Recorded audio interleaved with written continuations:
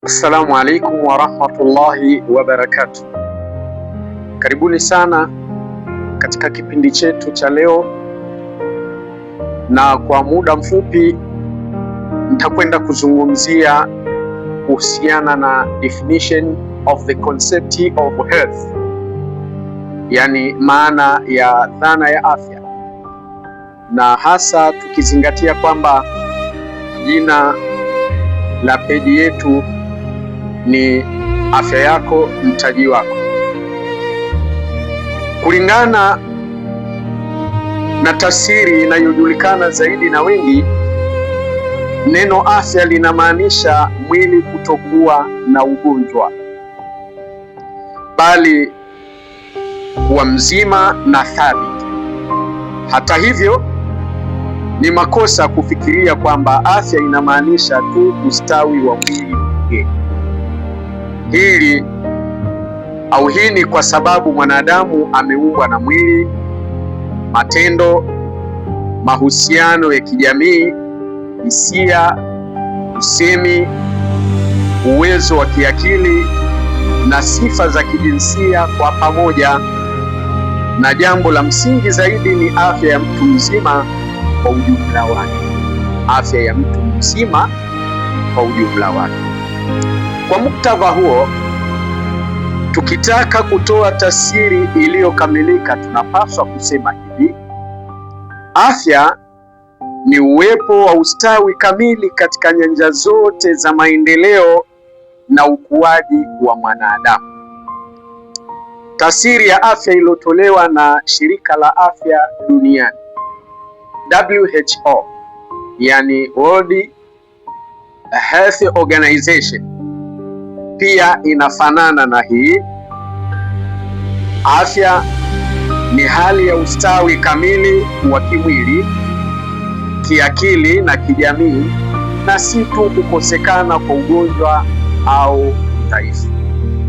Hii ndo tafsiri iliyotolewa na Shirika la Afya Duniani, ambayo inalandana kabisa na ile tafsiri ambayo imeelezwa kwa mtazamo wa kitabu, yani Qur'ani na Sunna ya Mtume sallallahu alaihi wasallam, kwamba afya ni uwepo wa ustawi kamili katika nyanja zote za maendeleo na ukuaji wa mwanadamu.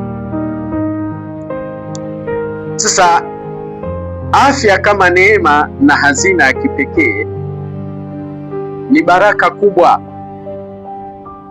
kuwa na afya njema na uzima. Mtume wetu Muhammadin sallallahu alaihi wasallam aliweka ukweli huu katika maneno yafuatayo: asema, yeyote kati yenu atakayeamka asubuhi akiwa salama katika maisha yake na mali yake, mwili wake ukiwa mzima na wenye afya, na akiwa na chakula chake cha siku hiyo karibu naye, basi ni kana kwamba amepewa dunia nzima. Hadithi hii imepokewa na Tirmidhi katika kitabu Zuhudi, ni hadithi ya 34. Afya ambayo mara nyingi hukumbukwa tu wakati inapopotea ni hazina yenye thamani isiyo na kikomo. Ni baraka ambayo tunapaswa kushukuru sana kwa ajili yake, kwa sababu inatuwezesha kufanya kazi zetu na kutekeleza ibada zetu kwa njia iliyo bora zaidi. Kauli nyingine ya Mtume Muhammad sallallahu alaihi wasallam inasisitiza ukweli huu kama ifuatavyo: kila asubuhi sadaka inapaswa kutolewa kwa ajili ya kila kiungo cha mwili cha kila mmoja wenu. Kila tamko la kumtukuza Mwenyezi Mungu, yani kusema subhanallah, ni sadaka, na kila tamko la kumhimidi yeye, yani kusema alhamdulillah, ni sadaka, na kila tamko la kutangaza ukubwa wake, yani kusema la ilaha illa Allah, ni sadaka. Kuamrisha mema ni sadaka, na kukataza mabaya ni sadaka, na rakaa 2 za swala ya duha anazoswali mtu asubuhi zinatosha kuwa mbadala wa yote hayo katika kupata thawabu. Hadithi ameipokea Muslim katika kitabu Musafirin, ni hadithi ya 84. Mwenyezi Mungu alimuumba mwanadamu kwa njia ya ukamilifu kabisa, akatunuku kila kiungo nguvu kubwa. Viungo hivi ambavyo havichoki kwa urahisi na huendelea kufanya kazi zake kwa miaka mingi, mara nyingi huchakaa na kuharibika pale vinapokuwa wahanga wa tabia za kimaisha zinazoenda kinyume na maumbile ya mwanadamu. Mtume wetu mpenzi Muhammadin Mustafa sallallahu alaihi wasallam pia alitujulisha kuhusu hili katika hadithi. Asema kuna neema 2 ambazo watu wengi hawazithamini, yani huzipoteza: afya na muda. Ni'matani maghbunun fihima kathirun minan nas, as-sihhatu wal faragh. Kuna neema 2 ambazo watu wengi hawazithamini, yani wanazipoteza: afya na muda wa ziada. Hadithi ameipokea Bukhari katika kitabu Riqaq, hadithi ya kwanza. Sasa kuhusiana na uelewa wetu juu ya neema hizi 2 au neema hizi 2 kuu, mtume wetu mpenzi sallallahu alaihi wasallam, ambaye ndiye mfano bora zaidi kwetu, anatutahadharisha na kutuasa hivi: kabla hujaugua jua thamani ya afya yako, na kabla haujafa jua thamani ya uhai wako.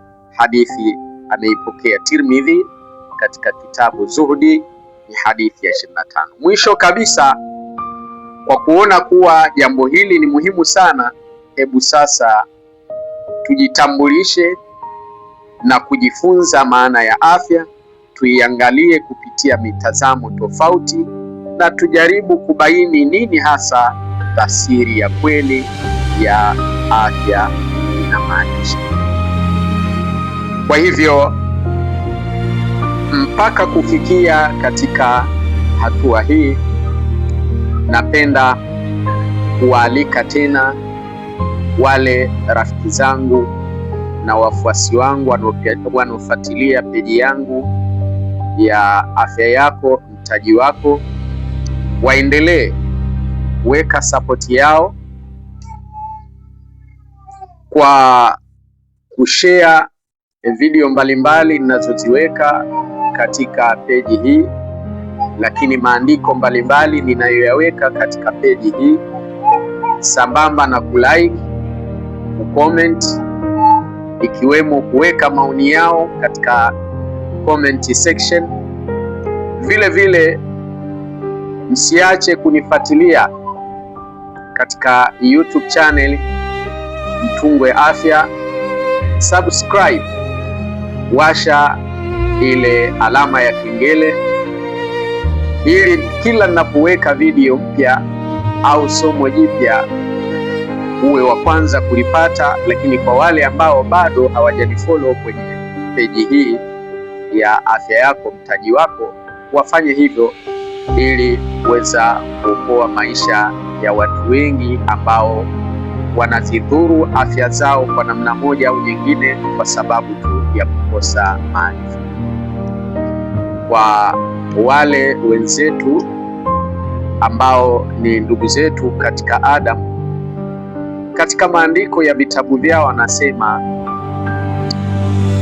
watu wangu wanaangamia kwa kukosa maji. Watu wangu wanaangamia kwa kukosa maji. Sahihi kabisa. Unapokuwa kuna maarifa ya kutosha kuhusiana na neema kubwa ambayo Mwenyezi Mungu amekupa, ambayo ni afya, basi kuna uwezekano wewe mwenyewe ukajiangamiza, bali ukawa ni sababu ya kuangamiza wengine ambao ni vipenzi vyako, marafiki zako, ndugu zako, jamaa zako, kwa sababu kwa namna moja au nyingine ungeshare video hizi au masomo haya ninayoyaweka katika peji hizi, ungeweza kuokoa maisha yao pale ambapo yangeangamia kwa sababu tu ya kukosa maarifa. Barakallahu fikum.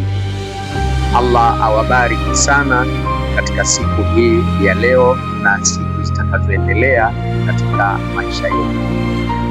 Bye bye.